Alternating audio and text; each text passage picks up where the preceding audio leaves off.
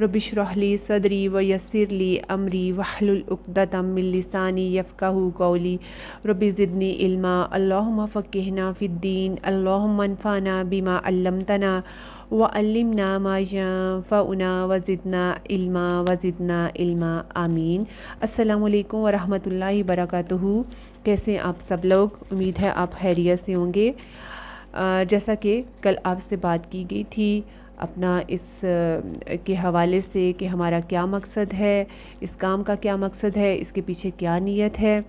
और आज मैंने आपको बोला था कि हमने जो कुरान को समझने और सीखने का अमल शुरू करना है कल से, तो उसके हवाले से आज का आपके लिए पहला लेसन है। और इसमें सबसे पहले मैंने आपको बोला था कि आपको कुरान के हवाले से बात करेंगे, थोड़ा सा आपको गाइड किया जाएगा, बताया जाएगा कि कुरान क्या है, हम सब के लिए है और कैसे है। ठीक है, तो इस पे सबसे पहले बात करते हैं। कुरान सब के लिए, कुरान हम सब का ईमान है कि कुरान जो है वो सब के लिए है, तमाम इंसानों के लिए, क्योंकि कुरान अल्लाह का पैगाम है, उसका कलाम है। अल्लाह ने क्योंकि सब इंसानों को पैदा किया है, तो ज़मीन पर बसने वाले हर इंसान का हक़ है कि वो अपने खालिक को जाने, और वो अपने खालिक को जाने और पहचाने। और खालिक को की पहचान नहीं हो सकती है जब तक कि हम उसके कलाम को ना जानें। हम कैसे जान सकते हैं हमारा रब क्या है, कैसा है, वो हमसे क्या चाहता है, जब तक कि हम कुरान को ना जानेंगे, उसके कलाम को ना जानेंगे। अल्लाह ताला की पहचान का एक ज़रिया उसकी पैदा की हुई चीज़ों को देखना, उनमें गौर व फ़िक्र करना भी है। और इसका कुरान में भी मुख्तलिफ़ जगहों पर ज़िक्र है। इंशाअल्लाह वो हम आगे पढ़ेंगे तो आपको बताऊंगी कि कैसे मुख्तलिफ़ मिसालें बताई गई हैं, चीज़ें बताई गई हैं कि ये अल्लाह की निशानियां हैं, इन पे गौर करो। और सबसे बड़ा मोज़ज़ा और उसका तोहफ़ा ये कुरान है। इसको समझेंगे तो इसके थ्रू हम सबको पहचान जाएंगे, सब कुछ जान जाएंगे, सब निशानियों को भी समझेंगे और फिर उनको गौर व फ़िक्र भी उन पे करेंगे। तो बात थी कि कुरान सब लोगों के लिए है। बहुत सी जगहों पर या अय्युहन्नास से ख़िताब किया गया है, ए लोगो, अल्लाह सब इंसानों से मुखातिब हुआ है। अब ये सब इंसानों तक पहुंचाना हम मुसलमानों की ज़िम्मेदारी है। ज़ाहिर है अब नबूवत का सिलसिला ख़त्म हो गया है। नबी सल्लल्लाहु अलैहि वसल्लम के बाद अब ये उम्मत मुहम्मदिया की ज़िम्मेदारी है कि वो अल्लाह ताला के इस मैसेज को, उसके दीन को फैलाएं, इसको आगे बताएं। अगर हम लोगों तक नहीं पहुंचाएंगे तो सब तक कैसे पहुंचेगा। और तो और हम अपनी पूरी मुसलमानों को अगर देखें तो अपने मुल्क में ही देखें तो क्या कितने लोग हैं जो अल्लाह ताला के पैगाम को जानते हैं, समझते हैं। ठीक है, हम लोग क्या समझते हैं कि ये इसे सिर्फ़ एक रीडिंग बुक समझते हैं, हालांकि अल्लाह ताला ने ये एक ज़ाब्ता हयात दिया है, ज़िंदगी गुजारने का इसमें पूरा तरीका बताया है।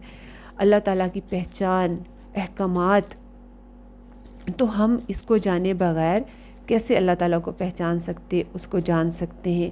इसका आगाज़ जो है, इस बात का समझने का, जानने का आगाज़ जो है वो अपनी ज़ात से करना होता है। सबसे पहले ख़ुद हमें जानना है, ख़ुद हमें समझना है, अमल में इसको ढालना है। नबी सल्लल्लाहु अलैहि वसल्लम का यही तरीका था। आपने जो बात भी बताई उस पर ख़ुद अमल करके भी दिखाया। जैसा कि आप सल्लल्लाहु अलैहि वसल्लम चलता फिरता कुरान थे। ठीक है, हज़रत आयशा ने बताया कि आप सल्लल्लाहु अलैहि वसल्लम चलता फिरता कुरान थे। कुरान दिल की ग़ज़ा है, शिफा है। जैसे अच्छी सेहत का इन्हसार सेहतमंद दिल पे होता है ना, तो कुरान दिल को बदलने का काम करता है। जब दिल बदलता है तो सोच बदलती है, तो इंसान का सब कुछ बदल जाता है। वो कहीं भी हो, वो एक मुनफरिद इंसान होता है। जो साहिब कुरान होता है वो एक मुनफरिद इंसान होता है। अब वो कहीं भी है लेकिन उसका कनेक्शन अपने खालिक के साथ होता है।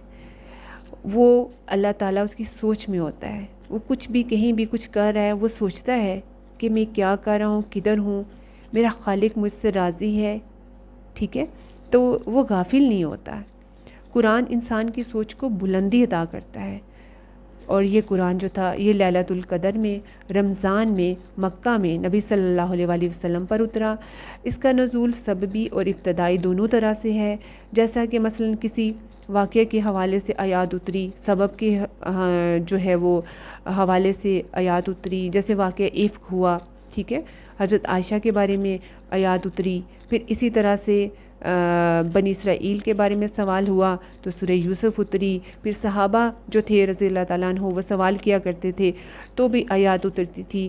آج بھی ایسے واقعات کردار موجود ہیں کہ قرآن کی روشنی میں ہم ان مسائل کو بہتر سمجھ سکتے ہیں۔ اس کی صورتوں کی ترتیب جو ہے وہ نزول کے اعتبار سے مختلف ہے، مگر قرآن کی ترتیب نبی صلی اللہ علیہ وآلہ وسلم نے کروائی۔ کون سی آیت کدھر کس صورت میں کس جگہ ہوگی، یہ ترتیب اللہ نے آپ کو جبریل علیہ السلام کے ذریعے سکھائی، اور حضرت ابوبکر صدیق کے دور میں اس قرآن کو اکٹھا کیا گیا۔ یہ قرآن لوح محفوظ میں بھی اللہ کے پاس لکھا ہوا ہے۔ تمام قرآن جو ہے وہ حجاز میں زمین پر اترا ہے، سوائے 2 آیات کے جو آپ صلی اللہ علیہ وآلہ وسلم کو معراج کے موقع پر آسمان پر ملیں، سورہ بقرہ کی آخری 2 آیات، ٹھیک ہے۔ اور ان کے حوالے سے ہے نا کہ جو ان کو رات کو پڑھتا ہے اور پڑھ کے سوتا ہے تو اس کی حفاظت کے لیے کافی ہیں۔ اللہ تعالیٰ جو ساری کائنات کا خالق و مالک ہے، اس نے انسان کو جاننے، سوچنے، سمجھنے کی صلاحیت دے کر پیدا کیا ہے، بھلائی اور برائی کی تمیز دی اور زمین میں اپنا خلیفہ مقرر کیا، اور اسے یہ بات اچھی طرح ذہن نشین کروا دی تھی کہ تمہارا اور تمام جہان کا مالک اور حاکم اللہ ہے۔ دنیا کی زندگی میں تمہیں اختیارات دے کر بھیجا جا رہا ہے، یہ دراصل تمہارے لیے ایک امتحان کی مدت ہے، پھر تمہیں واپس میرے پاس آنا ہوگا۔ میں تمہارے کاموں کی جانچ پڑتال کر کے پھر تمہیں بتاؤں گا کہ تم میں سے کون کامیاب رہا اور کون ناکام رہا۔ اس امتحان میں پاس ہونے کے لیے ضروری ہے کہ ہم اللہ کو معبود واحد تسلیم کرتے ہوئے اور دنیا کو دارالامتحان سمجھتے ہوئے اس کی تعلیمات کے مطابق عمل کریں، اور ہمارا مقصد آخرت میں کامیاب ہونا ہو۔ آپ کو معلوم ہے اولین انسان حضرت آدم علیہ السلام اور حوا علیہ السلام کو بھی اللہ نے زمین میں یہی ہدایات دے کر بھیجا تھا۔ وہ جہالت اور تاریکی کی حالت میں پیدا نہیں ہوئے تھے، ان کو قانون حیات بتا دیا گیا تھا۔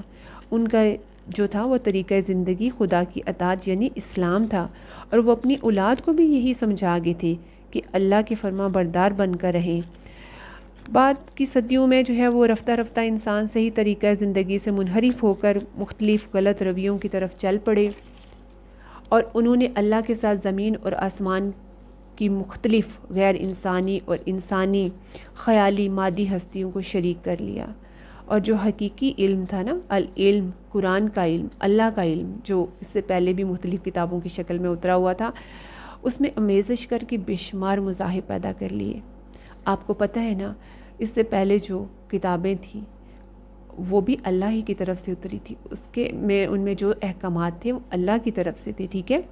دین تو شروع سے دین اسلام ہی چلا آ رہا ہے، اور پھر کیا کہ لوگوں نے ان میں تبدیلیاں کر دی تھی، اسی لیے ان کتابوں کو پھر اللہ تعالیٰ نے کہا کہ ہمارا ایمان تو ہے کہ وہ اللہ کی کتابیں ہیں، آسمانی کتابیں ہیں، مگر عمل نہیں کرنا۔ عمل کے لیے اب ہمارے لیے جو ہے وہ قرآن ہے، ضابطہ حیات کیا ہے؟ قرآن ہے، اس کے مطابق ہم نے اب زندگی گزارنی ہے، اس کے احکامات کو جو ہے وہ نافذ کرنا ہے۔ اور کیا ہے کہ بے شمار مذاہب جو بن گئے اور شریعت کو چھوڑ کر نفس کے مطابق اپنے لوگوں نے قوانین گھڑ لیے، اور پھر وہی والی بات ہے کہ نبی صلی اللہ علیہ وآلہ وسلم کے ٹائم تک جو ہے وہ دین میں اتنا کچھ بدل دیا گیا، ایسا کچھ کر لیا کہ آپ سوچیں کہ وہ لوگوں نے خانہ کعبہ کے اندر، کہا جاتا ہے کہ 360 بت خانہ کعبہ کے اندر تھے، اس کے علاوہ بھی مختلف جگہوں پر بڑے بڑے بت نصب تھے، اور کیا کیا جاتا تھا کہ جہالت کی انتہا تھی، ننگے طواف کیا جاتا خانہ کعبہ کا، ایسی فضول رسم و رواج اس میں کر لی گئی تھی، شرک بدعت کا دورہ تھا۔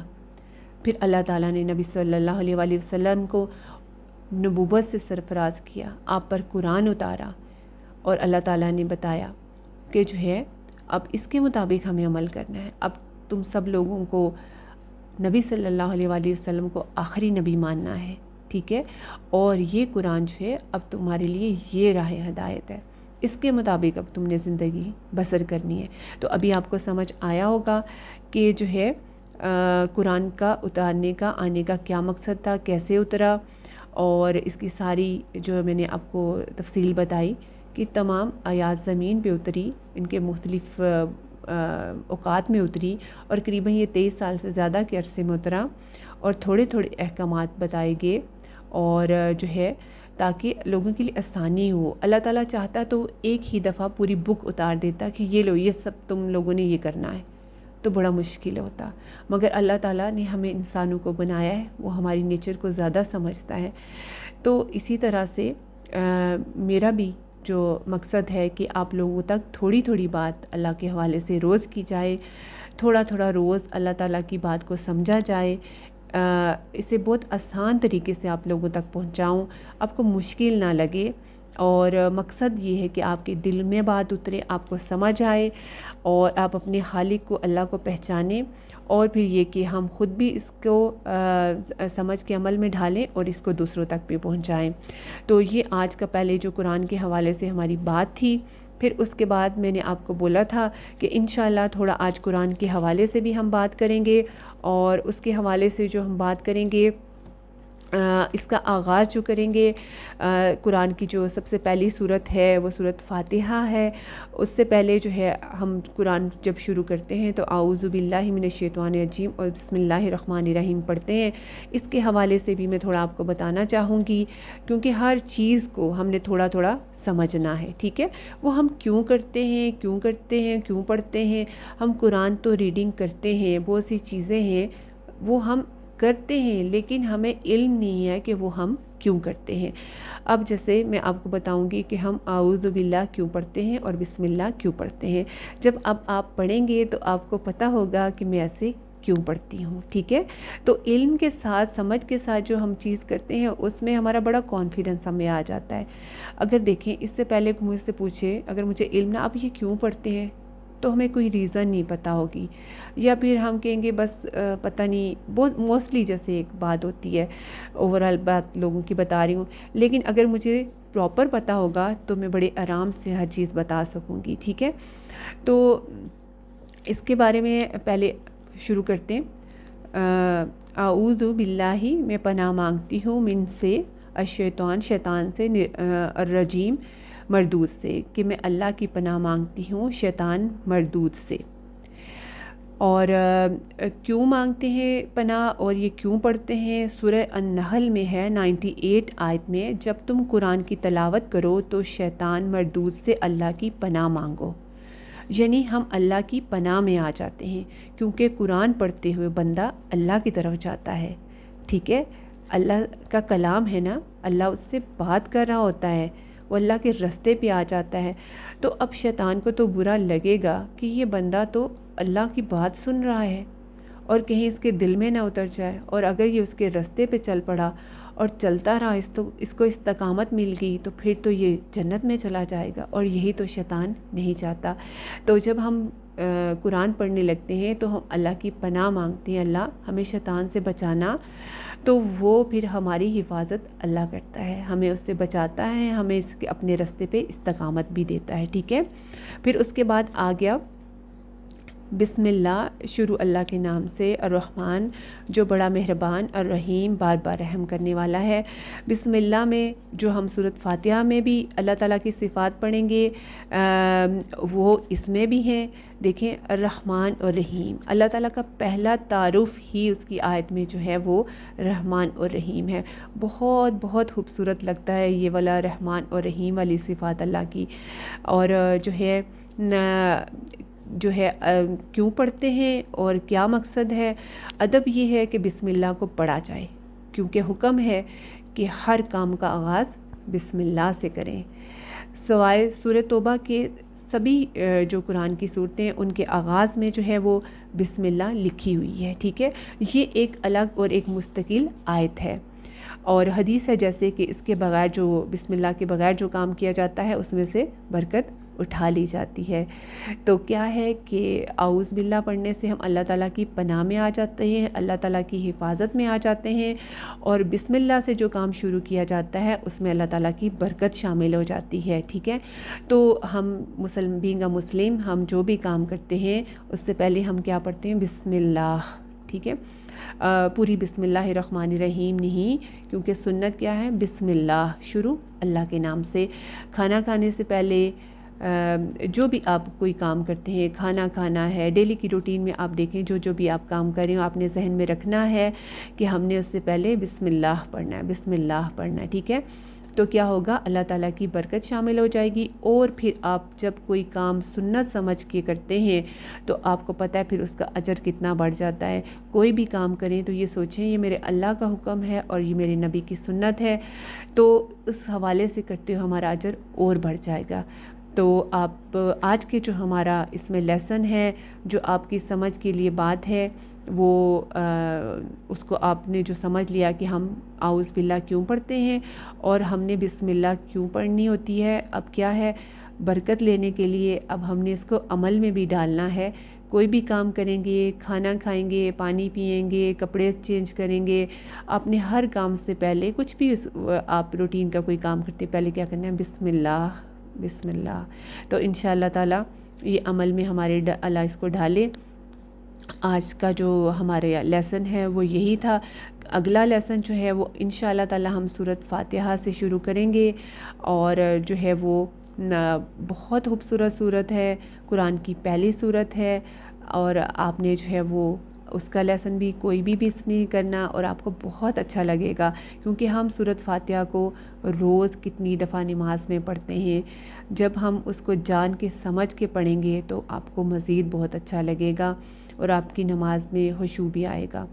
تو یہیں پر آج ہم اپنے لیسن کا اینڈ کرتے ہیں۔ اللہ تعالیٰ آپ سب کی حفاظت کرے، اللہ تعالیٰ آپ سب کو بہت برکتیں دے۔